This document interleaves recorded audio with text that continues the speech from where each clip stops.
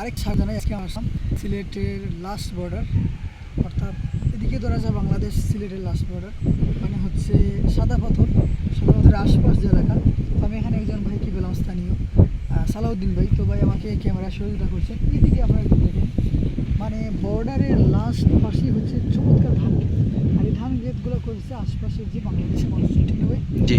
বাংলাদেশের মানুষজন করেছে, কিন্তু পাশে হচ্ছে একদম এই যে আপনারা দেখতে পাচ্ছেন মেঘ ঘেঁষে আছে, মনে হচ্ছে যে চুই চুই অবস্থা, কি চমৎকার লাগছে আপনারা দেখতে পাচ্ছেন। তো আমাদের কি বলবেন, আপনাদের কেমন লাগছে?